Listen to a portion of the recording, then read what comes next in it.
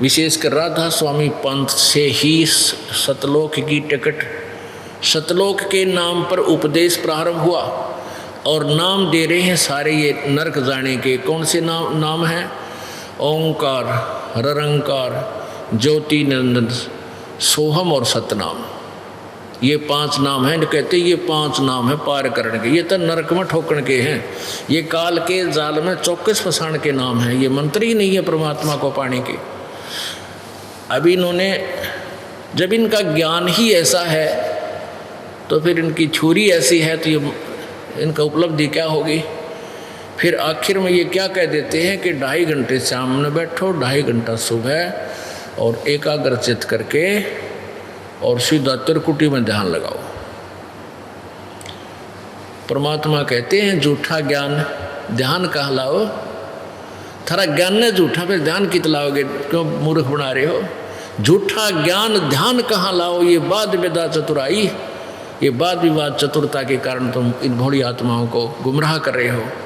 अब परमेश्वर कबीर जी की वाणी को चुरा कर शिवदयाल जी महाराज ने जो न्यारा लठ गाड़ दिया, खम्भ गाड़ दिया, राधा स्वामी पंथ यानी काल का पक्का गढ़ बना दिया। अब गरीबदास साहेब जी को जो परमेश्वर सतपुरुष आकर मिले इस छुडानी गांव में, हरियाणा के अंदर, जिला झज्जर में, उसके उपरांत उन्होंने सच परमात्मा का साक्षात्कार किया। गरीबदास जी ने सभी ब्रह्मांडों को देखा। जो परमेश्वर कबीर जी ने 600 वर्ष पहले अपनी अमृतवाणी में जो ज्ञान दिया था उसी को आंखों देखा। गरीबदास साहेब जी ने अपनी अमृतवाणी में सेकंड किया, उसका समर्थन न्यू का न्यू किया। तो क्या बताते हैं गरीबदास जी? कहते हैं चातुर प्राणी चोर हैं, ये मूड मुगध है ठोठ, और संतों के नहीं काम के, फिर उनको दो गलजोट। अब क्या बताया कि ये संत, ये शिवदयाल जी जैसे परम दढ़ी कवां थे, ये तो चातुर प्राणी थे। इन्होंने परमात्मा की वाणी को चुरा कर अपना अलग से ही उसकी व्याख्या कर दी, जो अधूरा ज्ञान है। ये चातुर प्राणी चोर हैं और मूड मुग्ध हैं ठोठ, जो इनके अनुयायी हैं, इनके ज्ञान को देखकर भी नहीं मानेंगे, उसको नहीं त्यागेंगे उस मार्ग को, तो वो ठोठ हैं। ठोठ बिन वो भक्ति योग्य नहीं है, वो बुद्धू इंसान है जो सत्य को नहीं मानना, देखना देखकर भी नहीं मान रहे हैं। तो गरीबदास साहिब जी कह रहे हैं फिर वो हमारे काम के भी नहीं है, वो वही अच्छे हैं, वही रहे उन दोनों, उन नकली संतों से ही चिपके रहें और दोनों ही एक ही नरक में स्थान पाओगे। पुण्यात्माओं, ये वचन अवश्य आपको कुनीन की तरह होंगे, लेकिन मलेरिया रोग का छुटकारा कुनीन खाने से ही होता है, चाहे कड़वी लगे, चाहे रुचिकर खाओ, चाहे अरुचिकर खाओ। ये सच्चाई एक कुनीन है और आप सभी को ये मलेरिया जबर है, आपको खाना पड़ेगा इस सत्य को समझने के लिए। ये वचन आपने सुनने पड़ेंगे। अब सुन लो, चाहे फिर और कई जन्म तो के खा के भटक के फिर कभी आओगे, फिर यही सुनने पड़ेंगे। और इसी कुनीन से आपका रोग निर्मूल होगा। कौन सा रोग? अज्ञान और जन्म मरण का, जन्म मृत्यु का जो रोग है, इसी से कटेगा।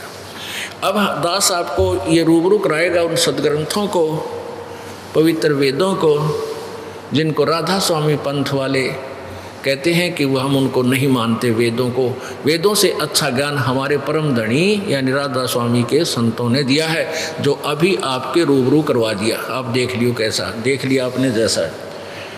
अब देखिएगा ऋग्वेद मंडल नंबर 9 और सूक्त नंबर 96 में मंत्र नंबर 16 में वेद ज्ञान दाता ब्रह्म प्रसन्न कर रहा है प्रभु से कि आप अपने उस गुप्त नाम, वास्तविक जो आपका गुप्त मंत्र और गुप्त नाम है, उसके विषय में जानकारी दीजिए, ज्ञान कराइए। फिर 17वें मंत्र में वो जानकारी दी है कि वो 17वें और 18वें में वो परमात्मा कबीर देव है और वो कबीर वाणी के द्वारा अपने यथार्थ ज्ञान को लोकोक्तियों के माध्यम से उच्चारित करता है। ये देखिएगा ऋग्वेद मंडल नंबर 9 और 10, ये महर्षि दान सरस्वती अनुवादित अनुवाद किसने किया है ये देखिएगा, कहाँ से छपा है। सार्वदेशिक आर्य प्रतिनिधि सभा, महर्षि दयानंद भवन, रामलीला मैदान, नई दिल्ली। अब इसके अनुवादक कौन बताया इन्होंने, ऋग्वेद आर्य भाषा भाष्य, महर्षि दयानंद सरस्वती कृत।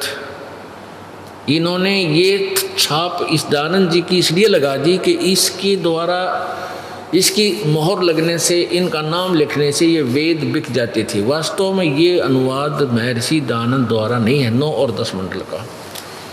मुद्रक हैं Prince of set printers, 1510 Pataudi house, Daryaganj, नई दिल्ली से ये छपा है। और यहाँ ये प्रकाशक हैं, ये झूठ इन्होंने लिखा है, ये गलत लिखा है। देखिए आपका क्लियर करते हैं पहले इसको। ये देखिएगा ऋग्वेद भाष्यम, इसमें इस महापुरुष ने सही क्लियर किया है। भाष्यकार ऋग्वेद के महर्षि दयानंद सरस्वती ने मंडल 1 से लेकर 6 तक किया है। अब 7 से लेकर 10 तक यानी 9-10 के विषय में इसको किसने किया, श्रीपाद दामोदर सातवलेकर ने, ये इसके लिए। तो इनकी झूठ या विशद होगी कि उन 9वें और 10वें मंडल में भी दयानंद की फीत ला रखी है, जबकि इनकी मृत्यु हो गई थी मंडल 6 तक अनुवाद करने के उपरांत। इसलिए इन्होंने आगे इसकी मोहर इसलिए लगा दी कि इसके दयानंद जी के नाम पर यह वेद बिक जाती थी। और ये आर्य समाज के जो आचार्य हैं, ये इन वेदों और सत्यार्थ प्रकाश को बेचकर रोजी रोटी चला रहे थे। ईविस दास ने इनकी पोल खोल दी, सत्यार्थ प्रकाश के ज्ञान की भी खाल तार दी, और वेदों के अनुवाद इन्होंने किए हुए उसमें प्रत्यक्ष दिखा दिया ये परमात्मा को कुछ और बता रहे हैं और वेद क्या बता रहे हैं, और अनुवाद करता ये खुद हैं। इसी कारण इन्होंने भयभीत होकर के कि कहीं तुम्हारे ही अनुयायी तुम्हारे जूते लगावें और कहें तुम कहाँ सोए पड़े थे, ऐसे गंदे ज्ञान को हमारे को दे बेच रहे थे। तो इन्होंने सोचा कि इसको रामपाल को या तो मार दें, ख़त्म कर दें, या इसका प्रचार बंद करवा दें, जब तुम्हारी अज्ञान की खाल बचेगी। इसी उद्देश्य को लेकर इन्होंने जनता को भ्रमित किया, झूठी अफवाहें फैलाई, रामपाल गुंडा है, क्रोथा आश्रम में ऐसा होता है। इन्होंने सच्चाई नहीं बताई कि थारी खाल उतारी जा रही है सतलोक आश्रम क्रोथा के अंदर, तुम्हारे ज्ञान का पर्दाफाश किया जा रहा है। अब बताएंगे हम पूर्ण रूप से, सच्चाई जनता तक पहुंचाएंगे। हमारे ऊपर इन्होंने जो गंद डाल दिया उसको उतारेंगे, धोएंगे अपने को और अपना वास्तविक रूप दिखाएंगे पोली आत्माओं को। फिर ये जनता इनको धिक्कारा करेगी, रण्य कम्यों इतना झूठ बोला करते हैं। ये तो कलयुग आ गया था, सतयुग में ऐसा झूठ बोल देते ज़मीन फट जाती। अब थोड़ा सा सहनशील होगी पृथ्वी के पे, चलिए निरे निकम्मे हो गए। तो ये क्रोथा कांड का कारण ये था, ना रामपाल गुंडा था, ना क्रोथा आश्रम में कोई काम गुंडा था। ये सच्चाई का ढोल पीटा जा रहा था। अब तो ये तूफान बनेगा एकदम पूरे विश्व में, परमात्मा की प्यारी आत्मा इसको पहचानेगी, समझेगी। अब ये इसका ये 7वां प्रकरण देना ज़रूरी था कि ये झूठे भी छक्के हैं, दुनिया को गुमराह कितना कर सकते हैं। अब जबकि इस पर महर्षि दयानंद की फीत लगा दी 9 और 10 मंडल पे। ये देखो प्रकाशक हैं सार्वदेशिक आर्य प्रतिनिधि सभा, महर्षि दयानंद भवन, रामलीला मैदान, नई दिल्ली 2। ये इनके फ़ोन नंबर हैं। और ये लादी मोर ऋग्वेद आर्य भाषा भाष्य यानी अनुवाद किया किसने, महर्षि दयानंद सरस्वती ने किया। और जबकि आपने देख लिया कि वो तो इसने तो 1 मंडल से 6 मंडल तक अनुवाद किया, उसके बाद इनकी मृत्यु होगी। उसके बाद किसी और विद्वान ने ये अनुवाद किया है। ये तो 1.5 वेद का अनुवाद करके मृत्यु को प्राप्त हो गया था महर्षि दयानंद। यजुर्वेद पूरा किया है, ऋग्वेद 1 से 6 मंडल तक बस, बाकी 2.5 वेदों का किसी और ने किया है, औरों ने किया है। और उनको महर्षि की पदवी नहीं, उसको महर्षि की पदवी जिसने कोरा गंध भर रखा है, अनुवाद भी गलत किया हुआ है। यहाँ देखिएगा अब इस ऋग्वेद मंडल नंबर 9 के सूक्त नंबर 96 में, ऋग्वेद मंडल नंबर 9 सूक्त 96 और 16 मंत्र में, हे परमात्मन सर्वोपरि रहस्य, श्रेष्ठ, चारु माने श्रेष्ठ, गुह्यम माने रहस्य में, गुह्यम माने रहस्य, सर्वोपरि रहस्य, और चारु माने श्रेष्ठ, नाम माने जो तुम्हारी संज्ञा है। यहाँ लिखना था जो हे परमात्मन आपका जो सर्वश्रेष्ठ नाम है, रहस्य में यानी गुप्त जो श्रेष्ठ नाम है वो आप उसका ज्ञान कराएं। या नाम का इन्होंने नाम ही लिखना था, तुम्हारी संज्ञा लिख दिया। इसका अर्थ है कि परमात्मा आपका जो वास्तविक जो गुप्त नाम है, जो किसी के प्रकाश में नहीं है, उसके बारे में जानकारी दे। आगे देखो 17वें में इसकी जानकारी दी। शिशु जगानम हरियंतम मर्जंती शुभंती वहीनम मरुतो गणेन कबीर गिरभी। ये कबीर गिरभी, हम इसको कबीर, इन्होंने कबीर गिरभी का अर्थ लिखा है कबीर वाणी।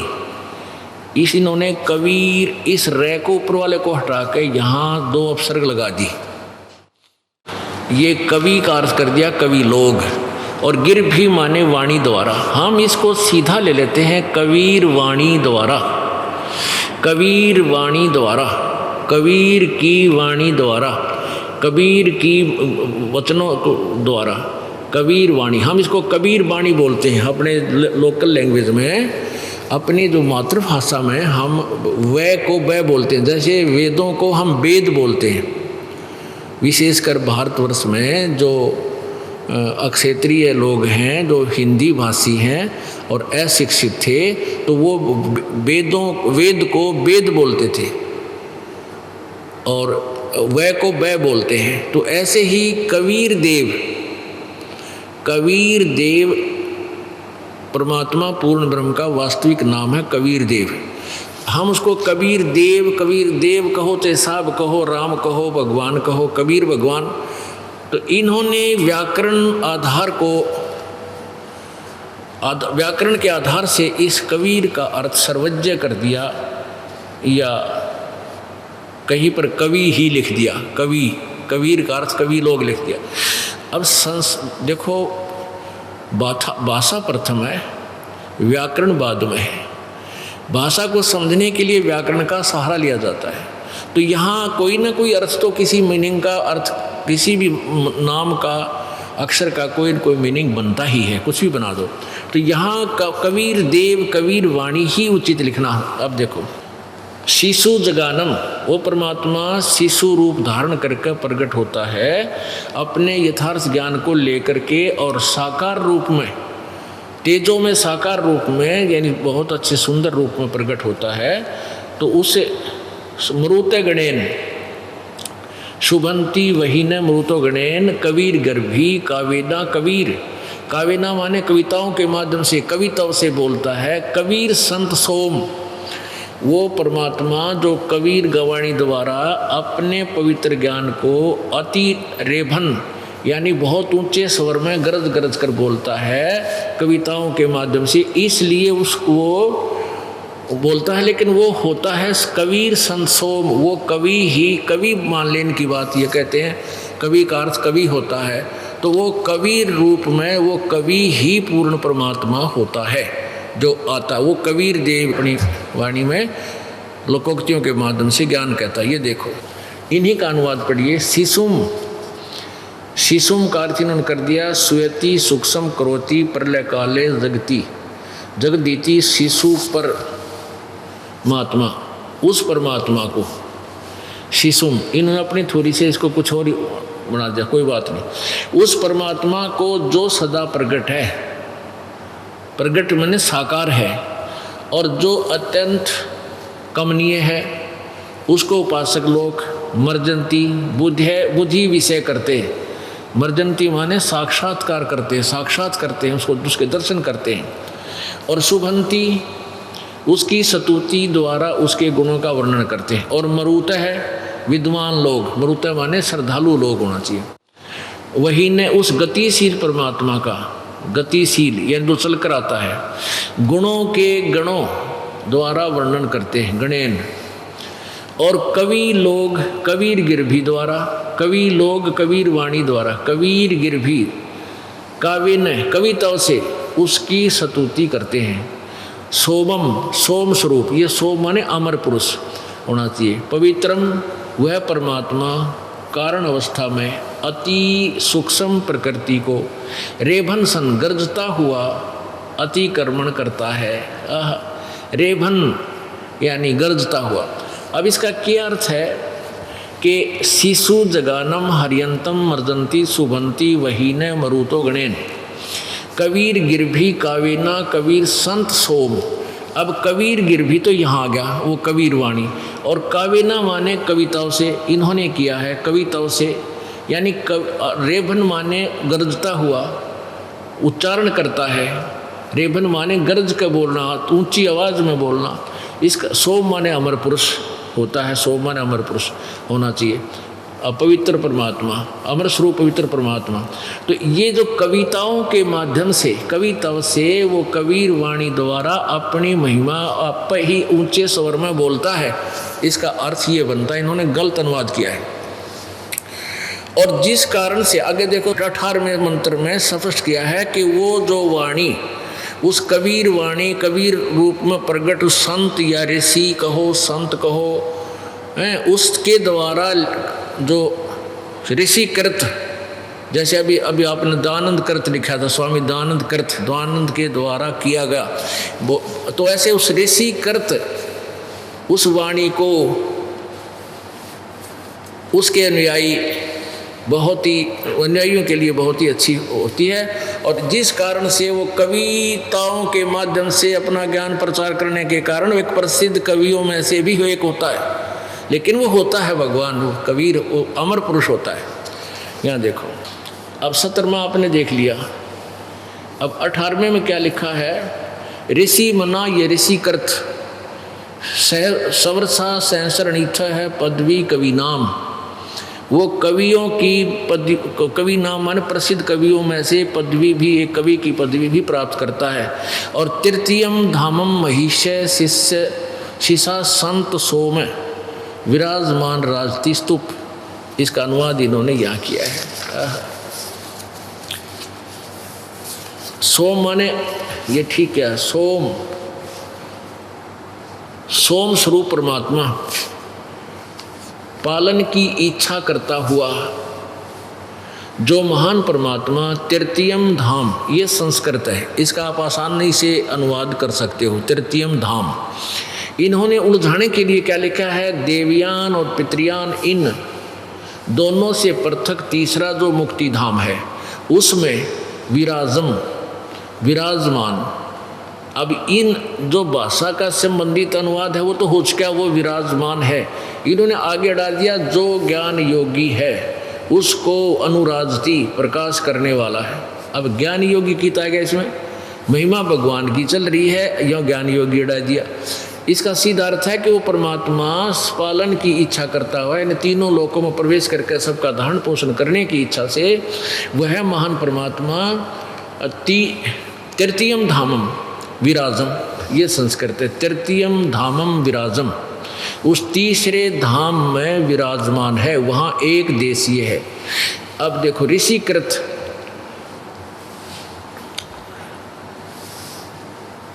कवि नाम पदवी, जो कांतऋषियों की पदवी और मुख्य स्थान है, कवि नाम पदवी, वो कवियों की यानी महान कवियों की भी एक पदवी प्राप्त करता है। किस कारण से? जो कविताओं से अपनी वाणी बोलने से। फिर लिखा सहस्र अणिथ, अनंत प्रकार की वाणी। सहस्र अणिथ का अर्थ होता है असंख्य प्रकार की वाणी बोलता है, अनंत प्रकार की वाणी बोलता है। ऋषि मना, ऋषि करत ऋषि मना सवरसा, इसका अर्थ है कि उस ऋषि कृत जो आपने 17वें मंत्र में ये पढ़ा कि वो परमात्मा कबीर वाणी के द्वारा ऊंची आवाज में कविताओं से, यानी कवियों की तरह या कविताओं के माध्यम से वाणी बोलता है। और इसमें ये बता रहे हैं कि उस ऋषि रूप में प्रकट परमात्मा के द्वारा वो ऋषि कृत वाणी, उस ऋषि रूप में प्रकट, उस ऋषि कहो चाहे संत कहो, सतगुरु कहो, उस रूप में प्रकट परमात्मा द्वारा बोली गई वाणी ऋषि कृत, ऋषि मना साधु स्वभाव के भक्तों, उनके अनुयायियों के लिए सवर्षा यानी स्वर्ग की तरह, यानी बहुत सुखदायी होती है, उनको बहुत प्यारी लगती है। इसका ये अर्थ है। इससे दो बात कंसेप्ट कति क्लियर हो गया। आगे देखो फिर 19 में कि वो परमात्मा, इन्होंने क्या लिखा, चौथा धाम, तुरियम माने चौथा और धाम माने परम, धाम माने परम पद परमात्मा कर दिया। धाम माने परमात्मा होया करे, या तुरियम यानी चौथा, धाम माने धाम स्थान है, चौथे स्थान में भी रहता है। इसका वास्तविक अर्थ आगे देखो फिर 20 में, इसी ऋग्वेद मंडल नंबर 9 सूक्त नंबर 96 के मंत्र नंबर 20 में, वह परमात्मा जिस प्रकार एक संघ को उसका सेनापति प्राप्त होता है, इसी प्रकार ब्रह्मांड रूपी कोश को प्राप्त होता है, होकर ऊंचे स्वर से गरजता हुआ, ऊंचे स्वर से गरजता, ऊंचे करी करदन वन, ऊंचे स्वर से, यहाँ भी देखियो, हाँ ये यहाँ भी लिखा है रेभन, रेभन माने गरजता हुआ, और यहाँ करी करदन माने उच्चारण करता हुआ। 20 में और 9 के 96 के 20 में, वह परमात्मा जिस प्रकार एक संघ को उसका सेनापति प्राप्त होता है। जैसे कबीर परमात्मा के जब वो आए थे कलयुग में 64 राक्षस हो गए थे और उनका वो एक ही मुखिया था, ऐसे सेनापति की तरह उनका मुखिया होता है। इसी प्रकार ब्रह्मांड रूपी कोश को वह प्राप्त होता है, होकर ऊंचे स्वर से गरजता हुआ उस ब्रह्मांड रूपी अमृत प्रति विस्तृत प्रतिखंड में भली भांति प्रविष्ट होता है। यानी गरजता हुआ यहाँ आता है, उच्चार उच्च स्वर में बोलता है। और ये जो मरिय माने मनुष्य के समान, मनुष्य जो सुभ्रमंतम मर जाने, सुभर शरीर को धारण करता हुआ, जैसे मनुष्य आता है, जैसे कि मनुष्य एक अलग से कपड़े पहन कर कहीं जाता है, ऐसे वो परमात्मा अपने उस वास्तविक शरीर के ऊपर और वस्त्र शरीर धारण करके करता हुआ अत्यंत गतिशील पदार्थ के समान, यानी बिजली जैसे स्पीडतें प्राप्ति के लिए गतिशील होता हुआ और नीचे को आता है। अपनात्मा इन्होंने तो ठेका ले रखा था अनुवाद का अड़ंगा करने का। क्यों? क्योंकि इन व्यक्तियों को जो अनुवाद करने की जिन्होंने रीस की है, चेष्टा की है, नकल की है, ये कर नहीं पाए अनुवाद इन सदग्रंथों का। कारण क्या रहा कि जैसे कोई विदेशी व्यक्ति हिंदी से परिचित है, हिंदी उसने खूब पढ़ ली और वो ले गया रामायण की तुलसीकृत रामायण को, और वहाँ अपने लोक में अपने देश में बैठकर वो उसका अनुवाद करने लग गया। उसको मौखिक ज्ञान रामायण का नहीं है तो वो अनुवाद नहीं कर सकता।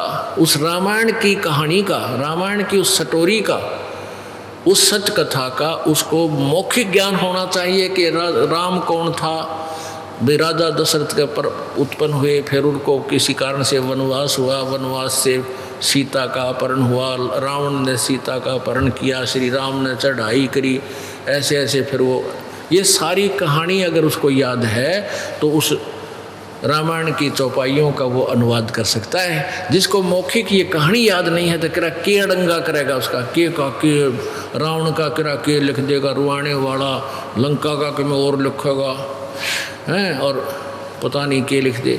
तो ऐसे ही इन व्यक्तियों को सृष्टि रचना का ज्ञान नहीं था, जिन्होंने सदग्रंथों के अनुवाद की चेष्टा की। फिर भी इन्होंने जैसा इनकी बुद्धि ने काम किया, कुछ अनुवाद तो लिख दिया, आगे कुछ अपनी जो अज्ञान सोच से बहुत से अनुवादों में कति बैठा रखा है इन्होंने क्योंकि उनके इस अनुवादकर्ताओं की, इस आर्य समाज के आचार्यों की थ्योरी दयानंद के सिद्धांत से संबंधित थी। वो कहता भगवान एक देशीय नहीं है, परमात्मा एक साकार नहीं है, वो निराकार है, वो कहीं आता जाता नहीं है। और वेद बताते हैं वो तो मनुष्य सदृश है और एक स्थान पर रहता है, और फिर यहाँ अपने ज्ञान को आप ही बताने के लिए स्वयं ही आता है। वो तीसरे लोक में रहता है और वो चौथे लोक में भी रहता है। आपको सृष्टि रचना में इन सब का ज्ञान होगा। अप्रसंग जो चल रहा था पुण्यात्माओं के, इन सदग्रंथों को जो पवित्र हिंदू धर्म के माने जाते हैं, वैसे तो पवित्र चारों वेद, पवित्र श्रीमद् भगवद गीता जी, पवित्र पुराण, इनकी रचना उस समय हुई थी जब न कोई हिंदू था, न मुसलमान, सिख, न ईसाई, यानी कोई मजहब अलग नहीं था। फिर भी वर्तमान में इनको पवित्र हिंदू धर्म के श्रद्धालुओं के नाम किया हुआ है। तो इनको जो हिंदू धर्म के अनुयायी थे, हमारे गुरु थे, वो नहीं समझ सके। और जबकि इनके अंदर उस परमात्मा की महिमा, जैसे परमेश्वर ने 600 वर्ष पहले आकर बताया था उस कबीर देव ने कि वेद मेरा भेद है, मैं ना वेदन के माही, और जौन वेद से मैं मिलूँ ये वेद जानते नहीं। यानी मेरे इन वेदों, चारों वेद मेरी ही महिमा का गुणगान कर रहे हैं। मैं इन वेदों में नहीं हूँ, यानी इन वेदों में वर्णित विधि से मेरी प्राप्ति नहीं हो सकती। और जौन वेद से मैं मिलूँ ये वेद जानते ना। गीता जी अध्याय नंबर 4 के श्लोक नंबर 32 में बताया है कि जो अध्याय नंबर 4 के 25 से लेकर 30-31 तक जो ज्ञान दिया गया है, कोई ऐसी साधना करता है, कोई ऐसी साधना करता है, ये ज्ञान इस तरह के और भी बहुत विस्तार के साथ उस सच्चिदानंद घन की वाणी में और बहुत से अनुष्ठान लिखे हैं, और वो तत्व ज्ञान है। गीता जी अध्याय नंबर 4 के श्लोक नंबर 34 में कहा कि उस तत्व ज्ञान को जो सच्चिदानंद घन की वाणी में लिखा है, किसी तत्वदर्शी संतों को जाकर पूछ, नम्र भाव से उनसे प्रश्न कर, फिर वो तत्वदर्शी संत तुझे उस परमेश्वर के बारे में जानकारी देंगे।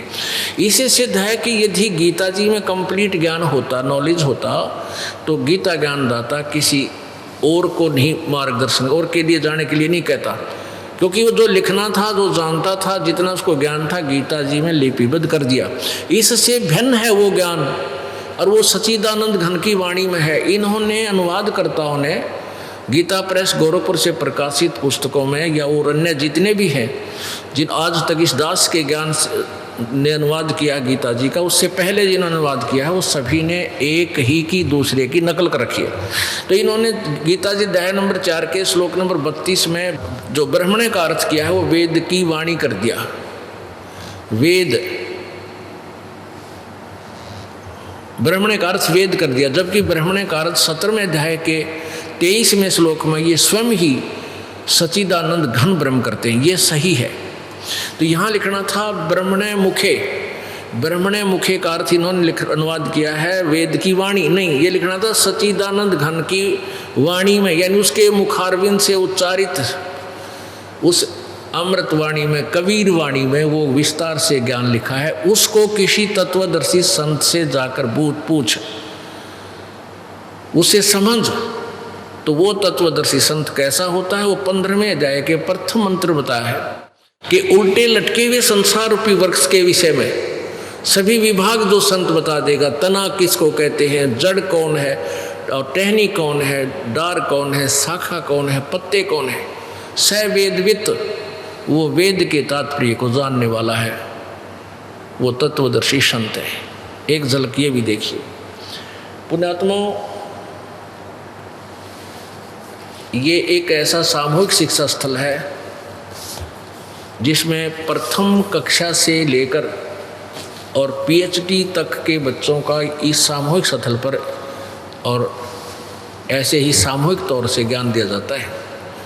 तो ये एक ऐसा ज्ञान है कि जो पुराने भक्तों के लिए तो ज्ञान यज्ञ का काम करेगा, क्योंकि यज्ञ एक ग्लूकोज का काम करती है। तो हम बहुत सीरियस मरीज हैं, कलयुग में आ चुके हैं हम, भटकते हुए, भरमते हुए, कष्ट उठाते हुए। तो ग्लूकोज आप सभी को आवश्यक है। तो रह कर ये ज्ञान इसलिए बताया जाता है कि जो अज्ञान हमने सुन रखा है वो हमारे हृदय से हट जा। जैसे पहले कोई पेंट कर रखा है किसी गाड़ी पे, तो उसको उतारने के लिए पहले रेग मार के पूरे रगड़े लगाने पड़ते हैं, बहुत देर तक 2-3 दिन तो वो जो पेंटर होते हैं अपने नौकरों को लगा देते हैं, रेग मार दे के इसको साफ करो, क्योंकि वो पहले वाला और वो नकली पेंट ओरिजिनल पेंट को टेकन नहीं दे, और वो और नकली कति साफ हो जाएगा जब ये ओरिजिनल पेंट आपके ऊपर पक्का डट जाएगा, रुकेगा। तो ऐसे ये दास ये रेग मार लगा रहा है, और रह कर ये सदग्रंथ दिखा कर ये परमात्मा की सतकथा सुना करके। अब श्रीमद् भगवद गीता जी अध्याय नंबर 4 के श्लोक नंबर आपको दिखाते हैं 25 से 30, 31 और 34 तक। इससे ये सिद्ध होगा कि गीता ज्ञान दाता से अलग कोई और ज्ञान है, और वो किसी और संत से ग्रहण करने के लिए बताया। और उस तत्वदर्शी संत की पहचान भी 15 में अध्याय के प्रथम मंत्र में बता रखी। तो वो तत्वदर्शी संत भी परमेश्वर स्वयं ही आकर भूमिका कर गए थे आज से 600 वर्ष पहले। वो जानकारी उनकी उस सच्चिदानंद घन की वाणी में विद्यमान है, कबीर वाणी में विद्यमान है, जो दास आपके रूबरू कराएगा। अब देखिएगा श्रीमद् भगवत गीता, जयदयाल गोविंद का इसके अनुवादक है, गीता प्रेस गोरखपुर से ये प्रकाशित है।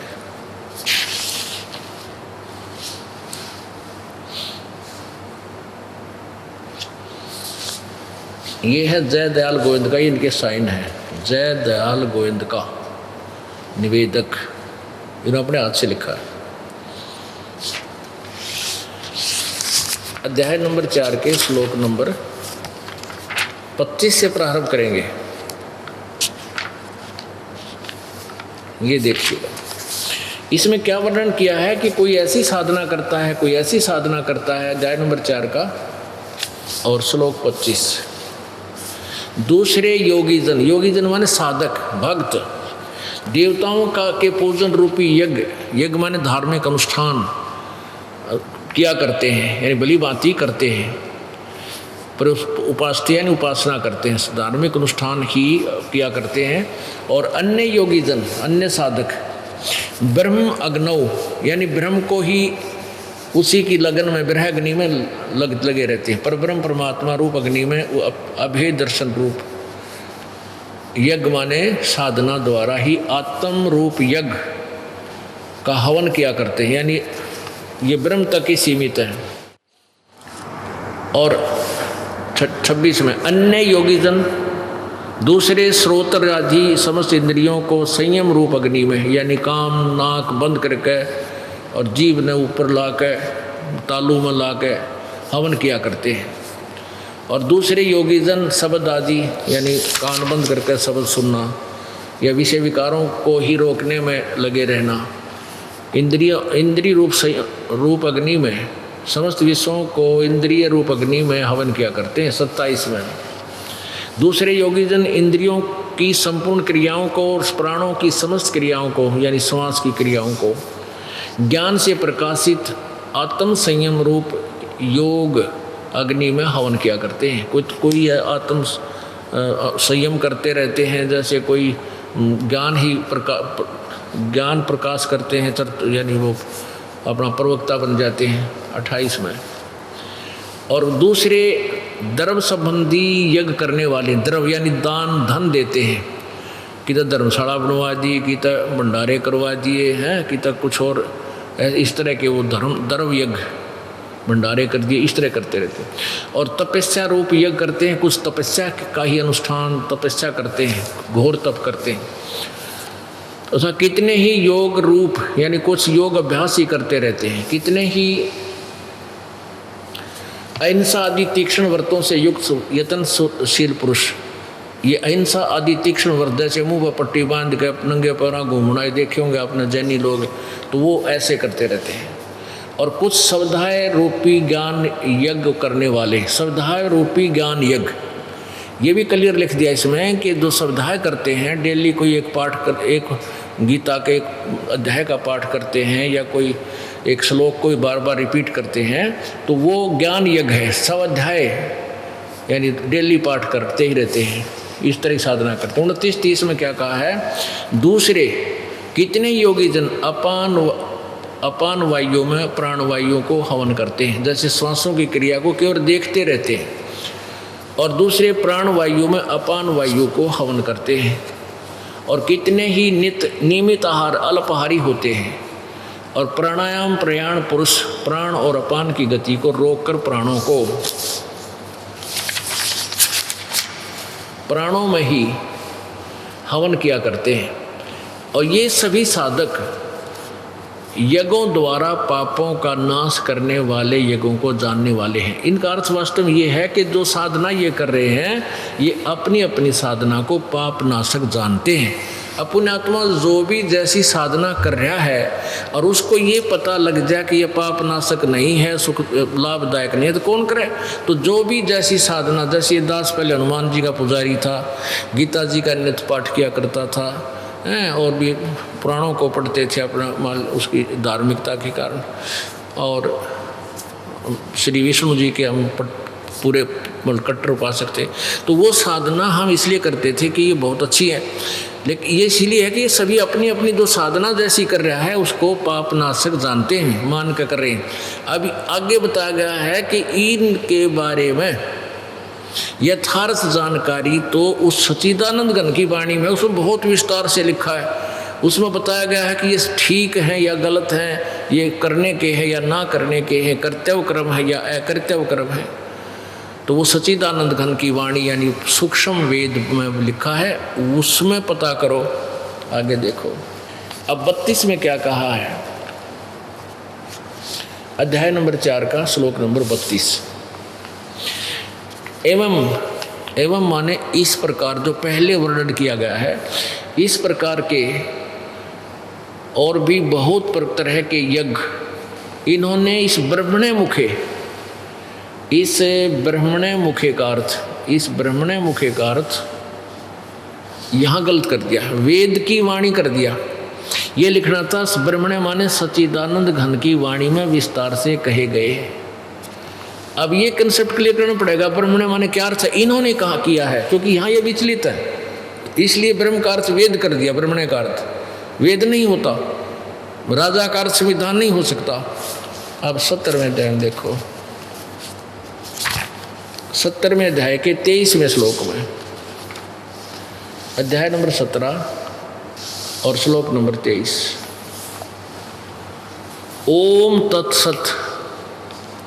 ओम तत्सत इति निर्देश है ब्रह्मणे।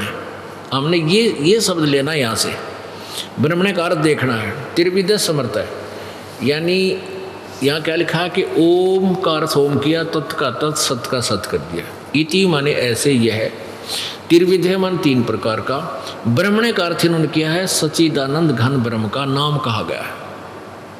हम आगे ना चले, इतना देखिए, ब्रह्मणे माने सच्चिदानंद घन ब्रह्म, ब्रह्मणे का अर्थ हो गया सच्चिदानंद घन ब्रह्म। यहाँ हम ऐसे ही लिख देंगे, ये देख लेते हैं। अध्याय नंबर 4 के और श्लोक नंबर 32 में ब्रह्मणे सच्चिद इस प्रकार और बहुत तरह के यज्ञ ब्रह्मणे माने सच्चिदानंद घन ब्रह्म की, मुखे माने वाणी में। मुख का अर्थ होता है उनके मुख कमल से उच्चरित उस मुख्य ज्ञान में, कभी परमात्मा के मुखारविंद से उच्चरित वाणी में, सच्चिदानंद घन की वाणी में विस्तार से कहे गए हैं। उन सब को तू कर्म जान, यानी काम करते करते यानी क्रिया करने से बनते हैं, मन इंद्रिय और शारीरिक क्रियाओं द्वारा संपन्न होने वाले जान। हाँ बिल्कुल ठीक है। इस प्रकार तत्व से जानकर उनके अनुष्ठान द्वारा तू कर्म बंधन से सर्वथा मुक्त हो जाएगा। यानी सच्चिदानंद घन की वाणी में, कबीर वाणी में जो ज्ञान दिया है उसको तत्व से जानकर,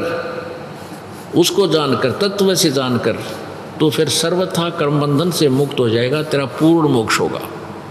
अपने आत्मा 4 अध्याय के 33वें श्लोक में ये कहा है कि जो ज्ञान यज्ञ है, 5 यज्ञ हैं, एक यज्ञ है धर्म की, दूसरी यज्ञ है ध्यान, तीसरी यज्ञ हवन की, चौथी यज्ञ प्रणाम, और पांचवी यज्ञ ये ज्ञान यज्ञ है।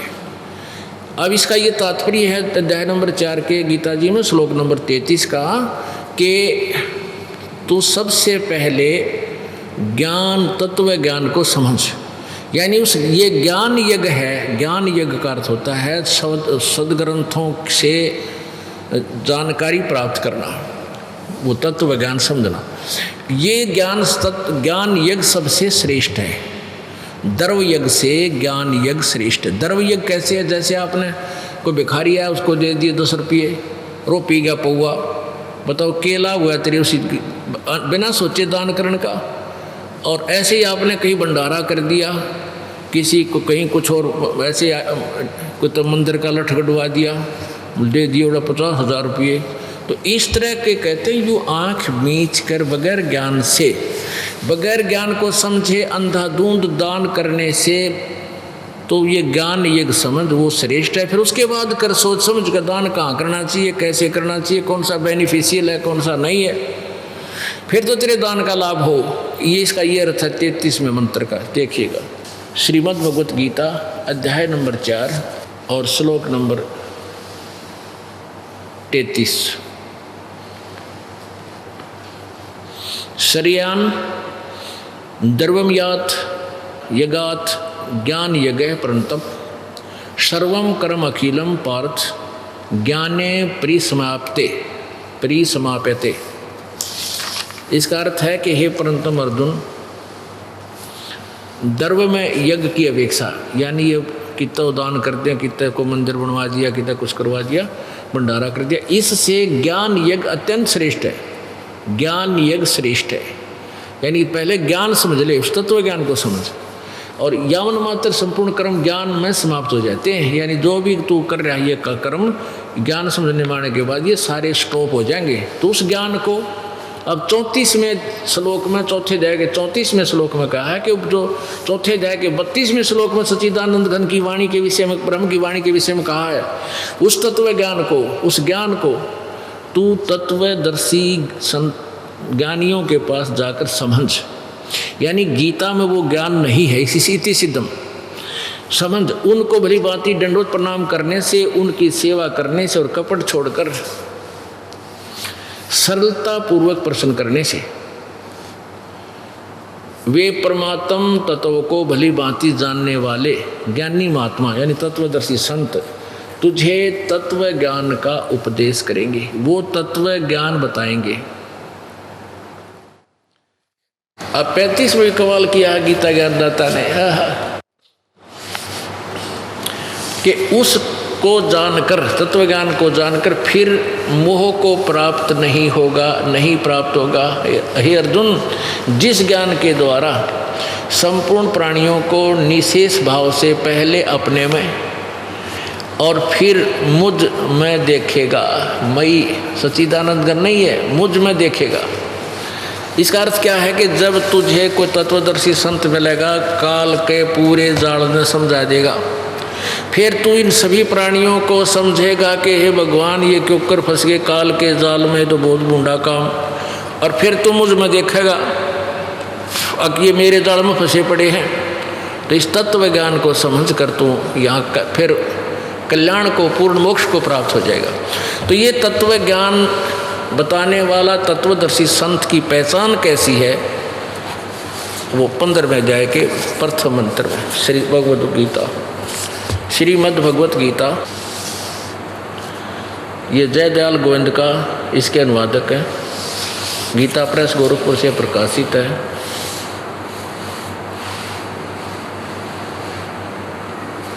और ये जयदयाल गोविंद का इसके अनुवादक है। अब चौथे अध्याय का 15वें अध्याय का प्रथम श्लोक देखें। यह है अथ पंचदशो अध्याय, 15वां अध्याय, प्रथम मंत्र। ऊर्ध्व मूलम अधः शाखम अश्वत्थम प्राहु अव्यम छंदासी यस्य प्रणानी ये तम वेद से वेदवित्। वेद माने जानना भी होता है, ज्ञान होता है, और स वेदवित, वो वेद के तात्पर्य को जानने वाला। कौन? ऊर्ध्व मूलम, आदि पुरुष परमेश्वर मूल वाले। ऊर्ध्व का अर्थ होता ऊपर को, ऊपर को मूल वाले। अध शाखम, नीचे को शाखा वाले। इन्होंने ये गलत अनुवाद किया है, ब्रह्मा रूप मुख्य शाखा वाले नहीं। ऊर्ध्व माने ऊपर को, अध माने नीचे को। पहले ही आपको एक वो संसार रूपी वृक्ष दिखाना पड़ेगा। पहले देखिए इसको, इस क्लियर करो।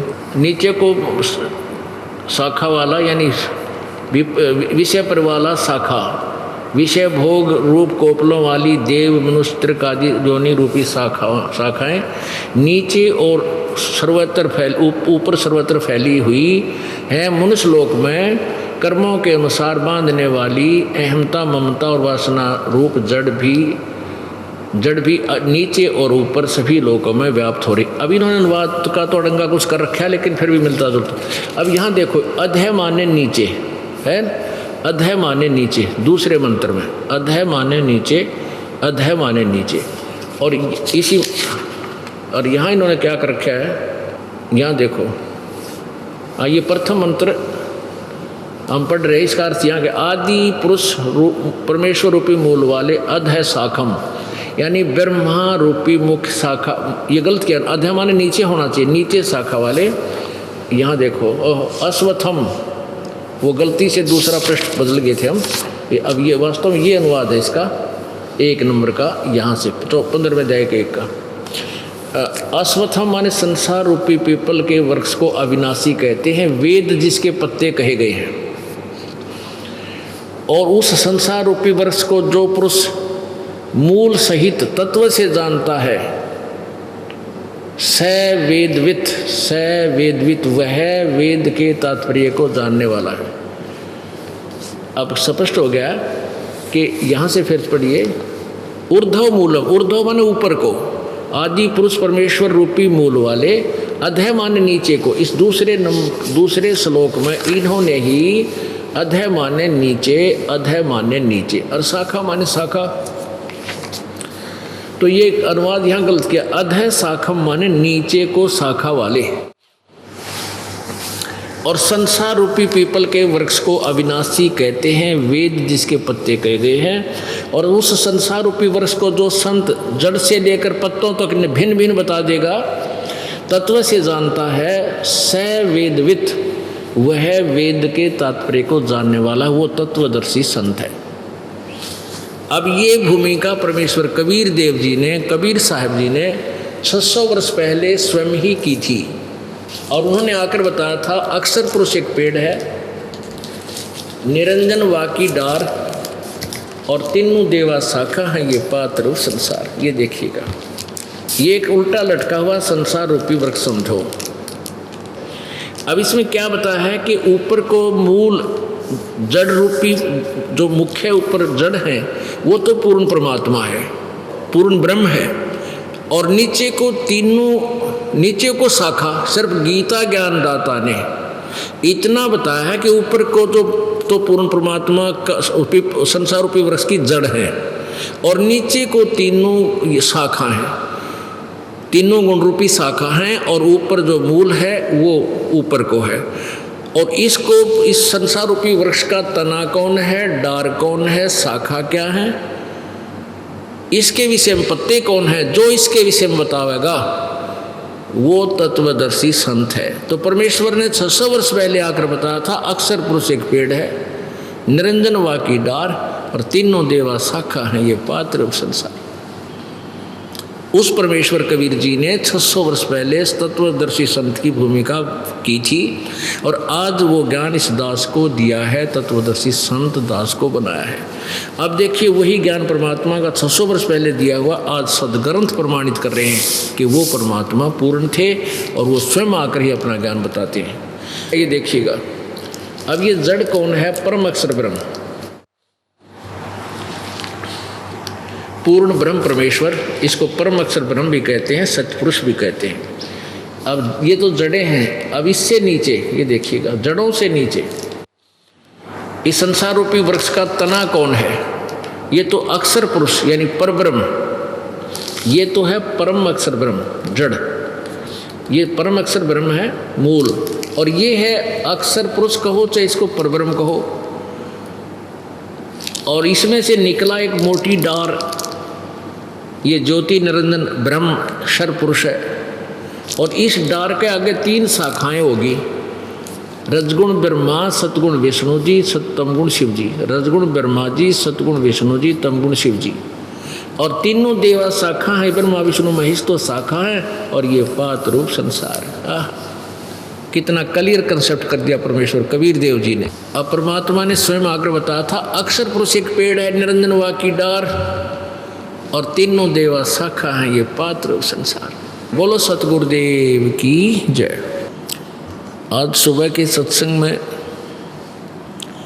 सभी पुण्यात्माएं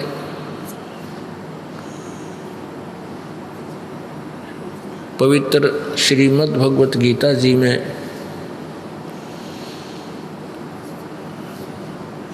सुन रहे थे कि तत्वदर्शी संत कौन है, और तत्वदर्शी संत के द्वारा बताया गया ज्ञान श्रीमद् भगवत गीता जी के ज्ञान से अतिरिक्त है, जिसके विषय में गीता ज्ञानदाता प्रभु भी नहीं जानता। उस ज्ञान को सच्चिदानंद घन ब्रह्म की वाणी, कबीर वाणी कहा जाता है। उसी को सूक्ष्म वेद भी कहा जाता है। आप जी ने ऋग्वेद मंडल नंबर 9 सूक्त नंबर 96 यानी 96 के मंत्र 16, 17, 18, 19 और 20 में अपनी आंखों से पढ़ा, और इस दास ने आपको बोलकर सुनाया, पढ़कर सुनाया कि वो परमात्मा पूर्ण ब्रह्म, वो एक शिशु रूप धारण करके प्रकट होता है, और एक युग में, प्रत्येक युग में एक लीला करता है। लीला में शरीर से वो शिशु रूप धारण करके प्रकट होता है। उसको कोई पुण्यात्मा अपने घर ले जाते हैं, धीरे धीरे वो लीला में शरीर से बड़ा होते हैं। तो बाल्यकाल से ही, बचपन से ही वो अपने अमृत ज्ञान की वर्षा करना शुरू कर देते हैं। अपने मुखारविंद से, अपनी अमृत वाणी से कबीर देव जी वो तत्व ज्ञान जनता को, श्रद्धालुओं को सुनाते हैं। कहीं भी खड़े हो जाते हैं, कोई तंबूरा ले लेते हैं, एक तारा ले लेते हैं, या वैसे खड़े होकर के अपने, जैसे ये शब्द हैं, श्लोक हैं जो परमात्मा ने अपने अमृतवाणी में बोले हैं, राम नाम रटते रहो, राम नाम रटते रहो, जब तक घट में प्राण, कब हो तो दीन दयाल के भनक पड़ेगी कान। कबीर लूट सको तो लूटियो, राम नाम की लूटी, पीछे फिर पछताओगे, हे प्राण जहांगे छूटो। राम रटत कोड़ी भलो, चू चू पड़े जो चाम, ये सुंदर शरीर किस काम का, जा मुख नाही नाम। राम रटत दारिद्र भलो, टूटी घर की छान, वो सुंदर महल किस काम के, जहाँ भक्ति नहीं भगवान। कबीर जिव्या तो वाए भली, जो रटे हरि नाम, नहीं तो काट फेंक दियो, ये मुख में भलो ना चाम। राम रटत कन्या भली, साकट भलो न पूत, जैसे बकरी के गल में गल थना, जिसमें दूध ना मूत।